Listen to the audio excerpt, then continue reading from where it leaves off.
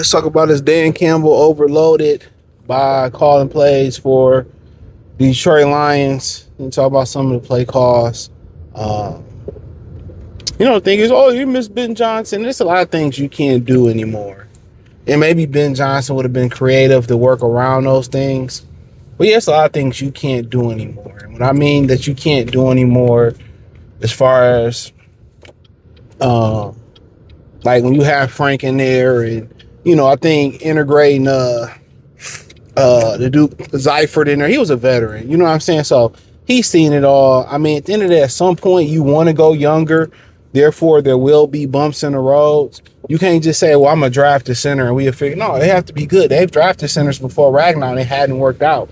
Y'all remember Travis Swanson? You know what I'm saying? It simply just didn't work out for Travis Swanson. So that was the case. They drafted Travis Swanson and it didn't work out. And probably some other guys they had that it didn't work out. So ultimately, it just, for the most part, it takes time. So you don't want to just keep plugging with veterans and plugging. Therefore, you just never really fix the problem long term. So Mahogany probably will be a guy at left guard going forward. Tay Ratledge is probably going to be the right guard going forward. And if Ragnar chooses to stay, in about 2 years, 1, 2, 3 seasons, Tay Ratledge will kick the center. He will be your center. God willing, Miles Frazier will stay healthy. He will be your guard, which he wasn't active for yesterday. He will be your right guard. Or maybe he may be a better fit for center. So they do have, and when you have young players on the team, you have answers. You know what I'm saying? That's the thing about it. When you have young guys on your team, you have answers. Usually when you got veterans that's, they're usually temporary answers because they already got deficiencies and they already know what they are. And if they were starters or stars in the league, they would be that way. So a lot of it, when you address this, is that they just, a lot of things happen at once. Defensive coordinator was people turning on him, which I don't really get that. He don't literally have the collateral to do what he needs to do, right? But that's another video for another day. Then you start talking about, you had the offensive line turning over, right? You have defensive coordinator, turning over. Then you have, offensive coordinator turning over. Some coaches also left with Ben Johnson. So you have a lot of turnover that's really, really coming to the Detroit Lions. So I think a lot of people don't really understand that it's just a lot happening right now. And the defensive coordinator was a slam dunk. And I'll speak on this for a minute. Everybody loved him last week, a couple weeks ago. They loved him. And then now they're turning on him. And it's just simply he don't have the horses. I mean, started off in the deficit with no Enrique. Come on, man. If you getting over, come on. If you getting over, get over. What are you doing? I'm telling y'all, man. Fuck is they doing, man? These people can't drive, bro. If you gonna get over, get over. Why'd you halfway in this lane, halfway in that lane? You looking ain't gonna make shit move faster. I'm telling y'all, man. The suburban drivers, y'all are the worst. I knew crackheads drive better than soccer moms, and these suburban are trash. Y'all are the absolute worst idiot drivers. I don't know. Other than crime, I don't even understand. And credit score, I don't even understand how y'all insurance is low. Y'all should have the highest insurance. But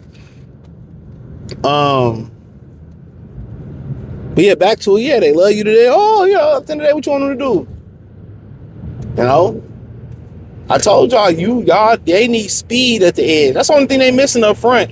They missing a guy that can run. That's what they missing. They missing a guy that can run. James Pierce probably would have been a nice twist for them. Maybe with the Lions, he'd have been more productive. But if it was a fifth, we'll all be drunk, right? So, but yeah, some of the clause, this whole giving it to Jahmyr Gibbs, right up the middle of the defense every time, and you can't get a push.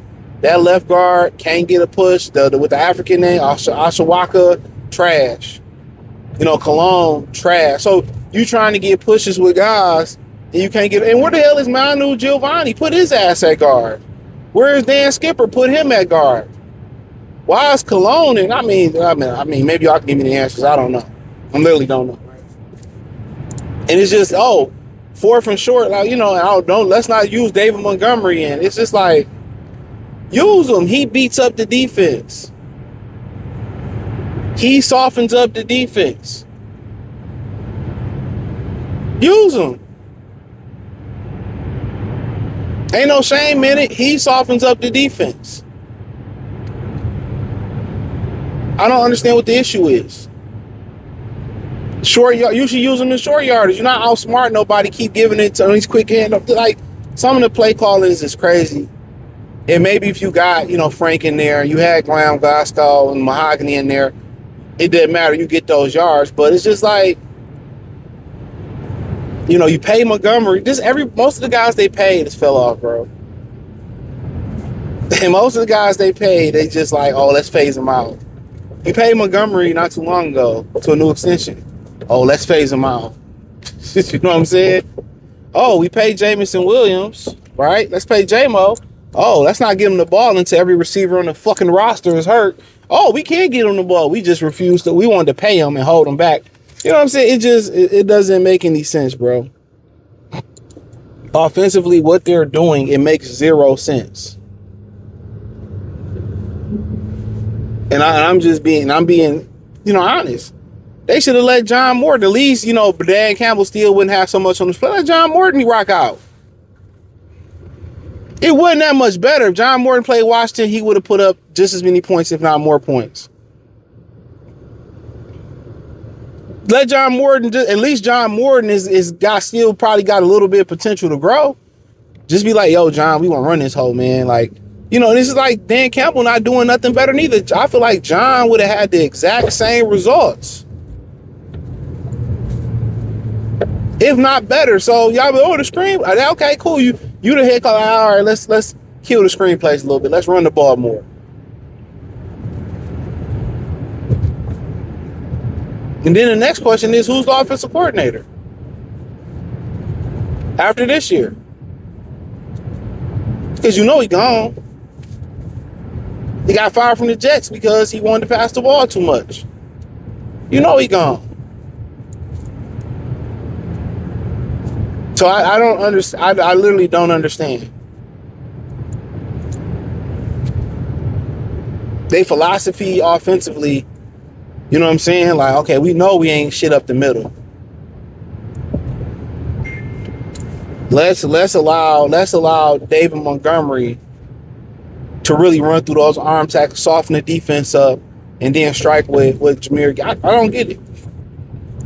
Not getting J-Mo the ball, that seems to be purposeful, on purpose.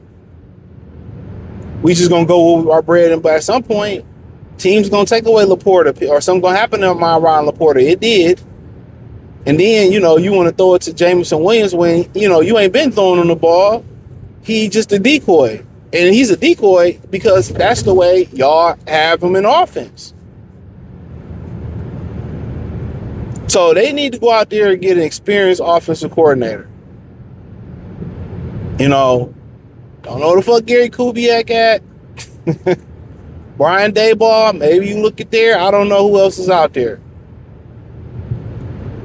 But somebody experienced, somebody that know what the hell they doing. And that should have been a rule of thumb. One experienced coordinator, one experience. And now if the thing was, hey, we gonna groom Tanner Engelstrain and we gonna groom Calvin Shepard to be our defensive coordinators, let's do that. Okay, that's what the lick gonna be. But that wasn't the case. You went outside your circle and you got John Morton. He been here, but come on.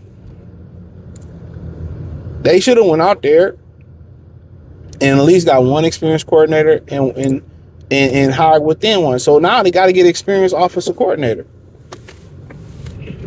I don't know who all out there. It's an attractive job. And I think also you need to go out there and get a quarterback. This offensive experienced coordinator, maybe he needs to also know. He also needs to probably know, the qualities of finding a really good quarterback. That might also be a thing. He may need to know the qualities of finding a young quarterback. Therefore, they can grow together. Y'all can scout quarterbacks and he can deal with golf for what it is for right now. So I don't know if you look at college and who got a hot shot offense in college, who the guy in college, who the guy that's in the league or probably been a little bit out the league, who's had success. You know, that's the $1 million question. So, you know, it is what it is, or it is what it ain't. Hit the link in the description. Follow me on X, Facebook, Kick, Twitch, Instagram, everything inside the link tree. Appreciate the love, support.